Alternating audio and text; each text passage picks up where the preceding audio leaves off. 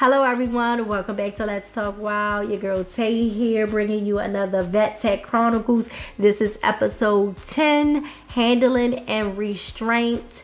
This is the 10th and final episode of the season. I am very excited. I'm so proud of myself. I'm going to be uploading the episodes on all podcasting platforms and on my website. So, I might not be streaming on Twitch or updating the episodes on YouTube because I'll be focusing on uploading them everywhere else. But I'll still be here on Twitch streaming. I'll still be on YouTube and Twitch, keeping you guys up to date on celebrity pets, animal news, and me, just Tay. So be on the lookout for that. Follow me on all social media at Let's Talk Wild. Give me a thumbs up, a like, a share, a follow, all of that good stuff. We are on episode 10 of the Vet Tech Chronicles, Handling and Restraining Pets, okay? So let's jump right into it. Some vet techs are given the responsibility to give certain vaccines, but before you can give vaccines or suggest vaccines to a pet owner, I feel like you need to be comfortable with holding and restraining a pet because, these vaccines and all of that stuff, you got to be comfortable with going in a room and taking the dog away from the owner before you can really, get into all of that stuff. That's my personal opinion. That's what I think. So like I said, some vet techs are given the responsibility of giving certain vaccines. So, I want to hold off on that episode because that episode is going to be very detailed and down to the point. That is going to be episode 1 of season 2 of the Vet Tech Chronicles. So stay tuned for that. But this is just going to give you the basics of restraint and handling animals. You're going to be hands-on at your facility, wherever you're training at or you're working at. You're going to be hands-on. Like I said, this profession is really hands-on experience, okay? So I'm going to give you the basics and let you guys know tips, tricks, certain things. But at the end of the day, once you get into the hospital and in the environment, it's all about the hands-on. I want you to watch your senior techs closely because this is very important, okay?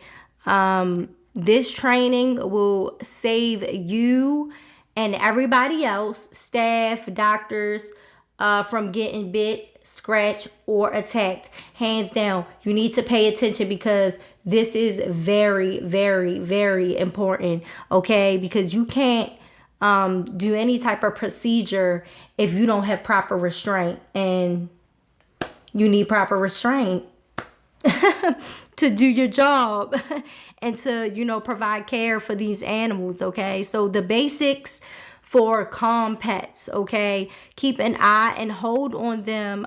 There are other animals walking through the work area, the workup area where you're doing vaccines, and the doctors are looking at the animals. If they're not doing in-room exams and you have to take the animal in the back to the work area, to the table, so the doctor can do an exam and stuff like that, be mindful that other animals and other technicians are going to be walking past and stuff like that. So you need to make sure that you are paying attention and you have a good hold on your patient.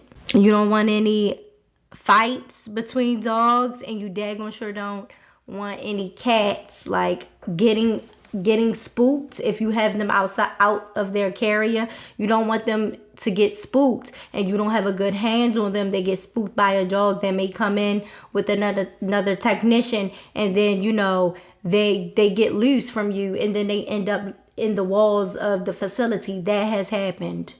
That's like true story. A cat gets loose and just, ends up in the walls of the hospital. That has happened. I really think that cat found his way outside because that building was really like holy and old.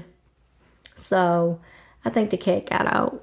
Hopefully it did. Make sure your pet carrier doors are closed and the lids are safely secured.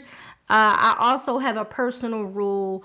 If owners come in with puppies, like really small puppies, I do not allow them to set them on the table, because I've had and seen a couple of clients, that were really young, put the puppies on the table, and as I'm asking questions, they don't have a hand on the puppy.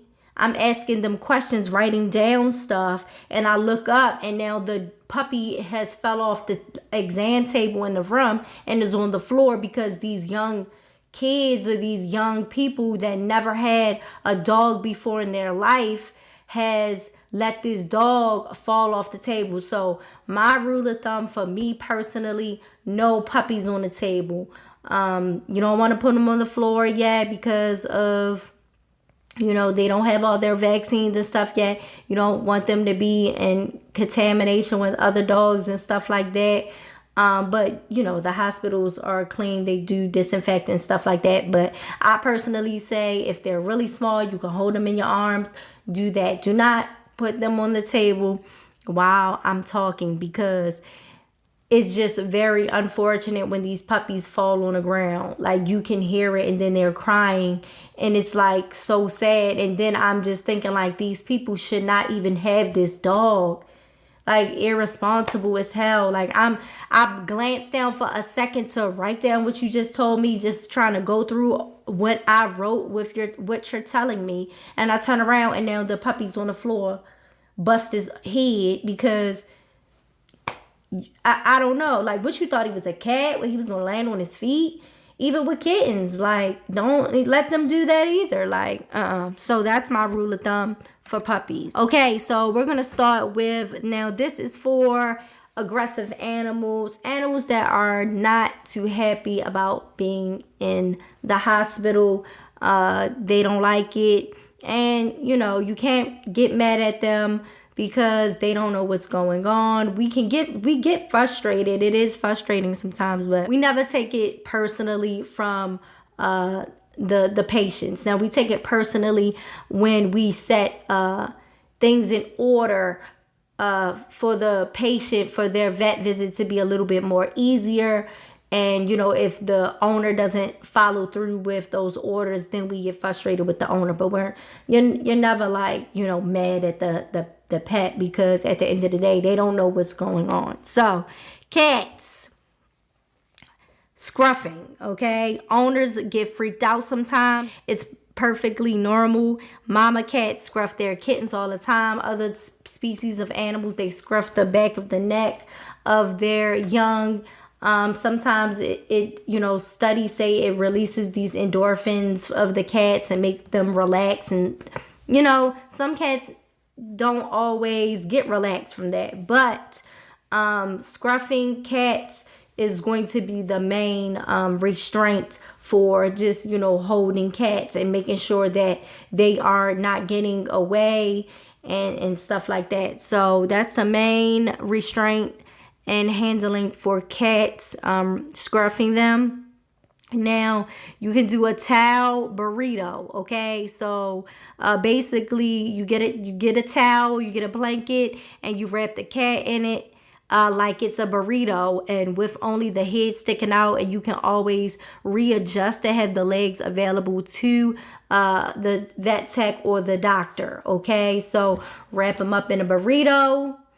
And they're so cute. Even when they're mad, when they wrapped up in that burrito and they head just sticking out, it's freaking hilarious, because it's like, shut up, you're swaddled right now. You can't swat, but you're swaddled and you're just screaming, and there's nothing you can do. I love it.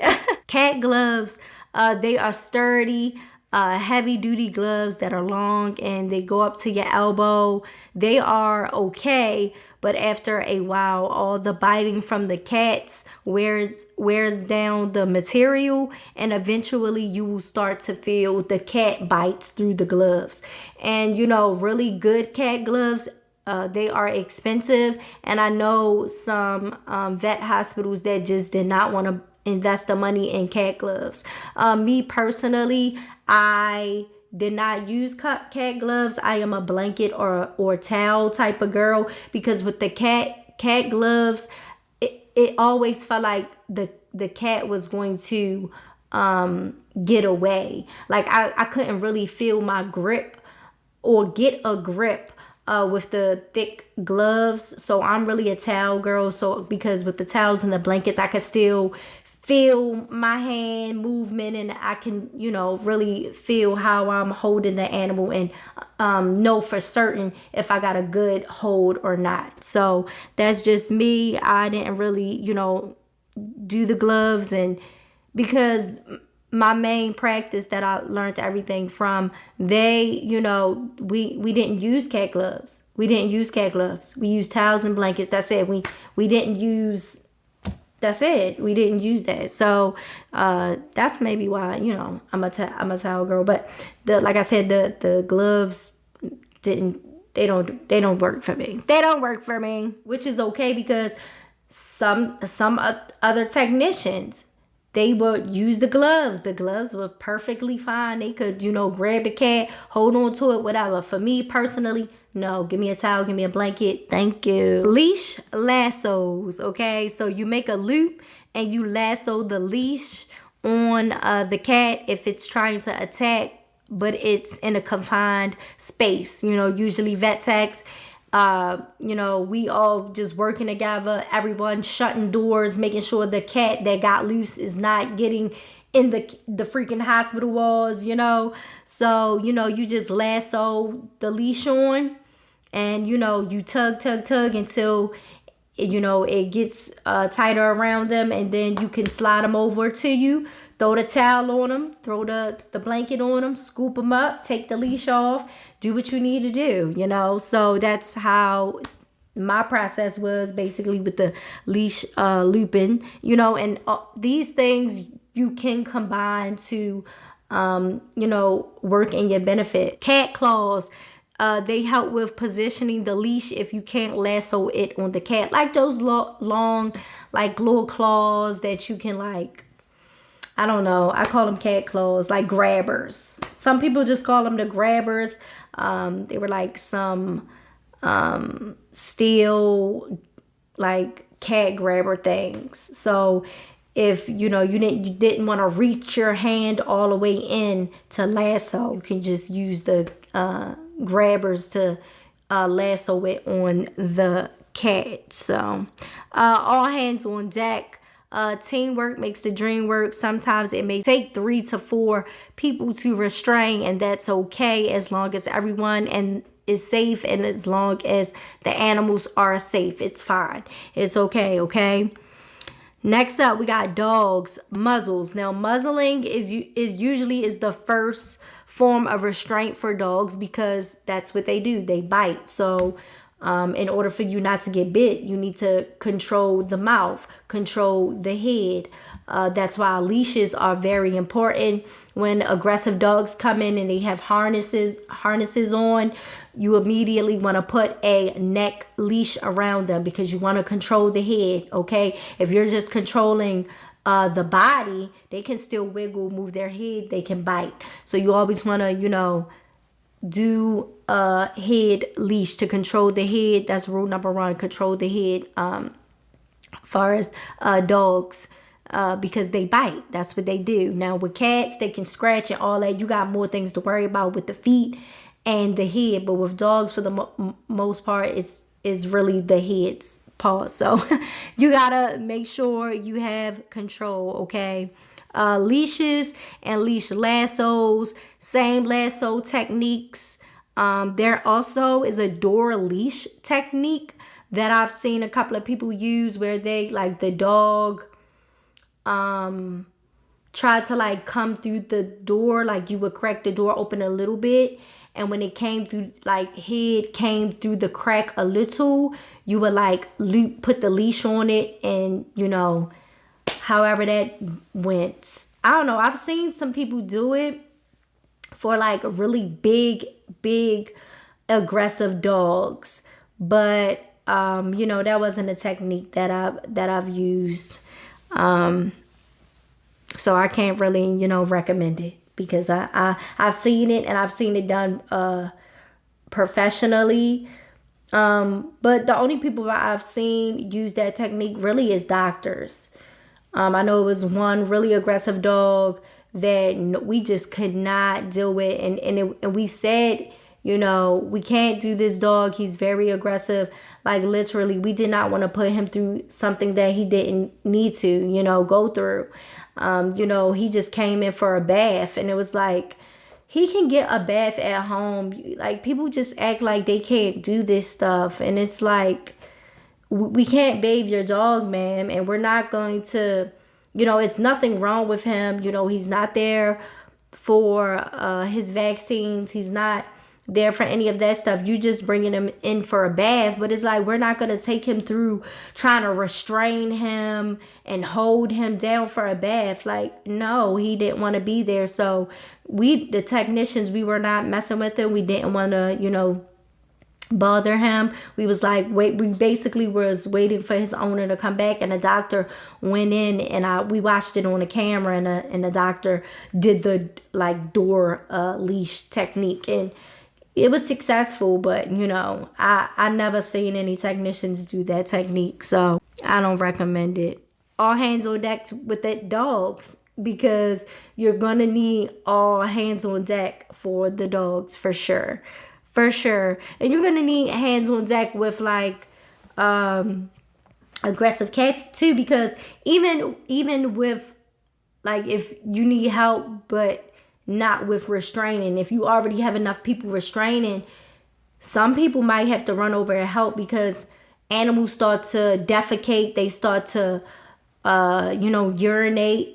Technicians, we gotta come in, we gotta help our fellow techs, we gotta come in with the towels, with the mop, hurry up, dry the floor so nobody falls, and all of this stuff. So it's teamwork. Teamwork makes the dream work. I've been saying that for years.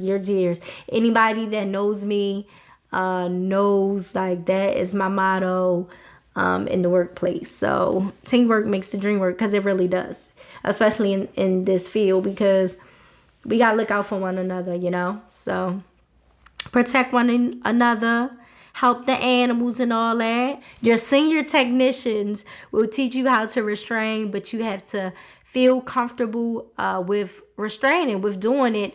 If you need help, say it, okay? If you don't feel comfortable, say it. If you're not in a comfortable position, say it. If you feel yourself losing control of the pet, say it, okay? You have to say something. It's your responsibility. Be confident. Keep trying. You'll eventually figure out what techniques will work for you, okay? But like I said before, this job is not for those that are scared to get bit, scared to get scratched, because it can happen, So you guys need to make sure that you are paying attention, listening, restraining, and handling properly. If you're helping restrain an animal with another technician, and that's not your appointment, that's not your lead, pay attention to what your technician is telling you they need you to do. Pay attention to the doctor when you're restraining for the doctor. Pay attention to what the doctor tells you they need from you, what to do, how to hold the patient. Certain doctors like restraining certain type of patients certain types of ways, so you have to get accustomed to that and used to that. And like I said, eventually you put all these techniques together, you're learning from other people, learning from your technicians, learning from your doctors. You will eventually feel comfortable with your restraining technique, so that's gonna help everybody out, because nobody wants to get bitten, attacked, or scratched. Okay, it's not a fun thing. I've been bit by a cat one time. A few scratches, nothing too serious, little scratches. I never was bit by a dog. So shout out to the techs that trained me on restraint, because We ain't play that, period, hands down. Nobody's getting bit. We're not doing all that. We're not doing all that. I hated the cat gloves. I used the towels, the blankets. You're going to figure out what technique works for you. And don't feel pressured to do something like another technician, because that might work for that technician. It might not work for you. So don't try to do something that you don't feel comfortable doing. Don't do it, because it's not going to end well for anybody, okay? And you don't want to get bit by an animal that is feral. You know, the crazy cat ladies, they bring the cats in. They have their cat colonies. These cats are feral. They've never been indoors. They've been raised outside all their lives and stuff like that. You don't want to get bit by those type of animals, no feral animals, because then those animals are going to be, have to be euthanized or quarantined and euthanized to make sure they don't have rabies. So you don't want to get bit by a animal that you don't know for certain has a rabies vaccine or vaccination history in general. So nobody wants that. Nobody wants those issues. Nobody wants to have a swelled up hand or leg or whatever part of the body, because if you can prevent somebody and yourself from getting bit, scratched, or attacked, that's what you want to do every single time. Period. Hands down. Okay. Last personal tips for your body, your personal body. Okay. Lift with your legs, not your back. Work out. I really recommend that for a lot of technicians. Work out. Okay, do your exercises. Handling big dogs can get rough at times. You can get some knee pads. I was contemplating getting some knee pads because it started to get bad on my knees, because you're spending most of your time, like when you're restraining these big dogs and stuff, you're on the floor with them. So you're on your knees. You're lifting these animals on a table. I know one vet hospital had where you press the little foot pedal and the table would rise up and go down, and that's amazing. I feel like every vet office should have those type of tables, because this profession is, it can really take a toll on your body. I'm lifting, look at me, I'm 125, and lifting 100-pound dogs and stuff like that. I stopped doing that, and I let people know. I said, I'm not lifting these dogs on these tables anymore. And some doctors do that to the vet techs on purpose. They know that it's going to be difficult or may hurt your back or whatever, and they don't care, because they're so vindictive that they will just they don't care. They'll act like they can't do the procedure on the floor with the dog. They'll make it seem like they really need the dog on the table. And it's doctors like that. But if, your back starts to mess up working in the field, you need to put your foot down. You need to let people know, hey, I'm not lifting this dog on this table. We're going to have to do it on the floor. Period, hands down. Because it takes a toll on your body. It really does. And then trying to get dogs off the table, big dogs, and them trying to jump, and then you have to break their fall. It's just a lot, and it really takes a toll on your body. So you want to make sure you're working out, doing your yoga, stretching, knee pads, back braces. You just have to take care of your body, because you're trying to keep animals healthy, but in turn, you're breaking your body down with doing all of the restraining and lifting and holding and all of that stuff. So make sure you're taking care of your body, okay? Because if you're not taking care of your body, how you gonna take care of them, okay? You gonna be in there, my back, my body. So yeah, take care of your body, okay? But that's it for today, guys. Follow me on all social media at Let's Talk Wild. Give me a thumbs up, a like, a share, a follow, all that good stuff. Follow me on Twitch, on YouTube. Give me a thumbs up. Turn on the notification bell so you guys can be notified when I upload a video or go live on Twitch. I love you guys so much. Thank you for tuning in to the Vet Tech Chronicles Season 1. This is the last episode of this season. I will be back in a few weeks to, bring some more episodes to you guys. I am very proud of myself for doing this and stepping out of my box and finally, speaking my truth and, just getting into this, trying to help other vet techs out there, kennel techs, vet assistants, vet nurses, all that good stuff. I really appreciate you guys. To all the girls that I met through the years being a vet tech, girls, I love you girls. You girls give me inspiration. You guys have given me inspiration to do this. I appreciate you guys. I appreciate all the support from you guys. I see it. I've seen the text messages. I've seen the Instagram DMs. I am so happy that I am, doing this for you guys. So I love you guys. I hope you guys have a great next couple of weeks. I am going to be on Twitch more often, so make sure you guys come over there. I'm going to have some more free time now on Fridays. I'm going to I think I'm going to stream like some video games on Friday, possibly, maybe. Just do some chatting. I chat over on Twitch. About cooking. On Wednesdays I cook and I give you guys updates on animal news and celebrity pets and just talk about different things. So make sure you guys follow me over there. To the people that's watching on YouTube, if you're still watching, thank you. But I'll talk to you guys next time. Bye.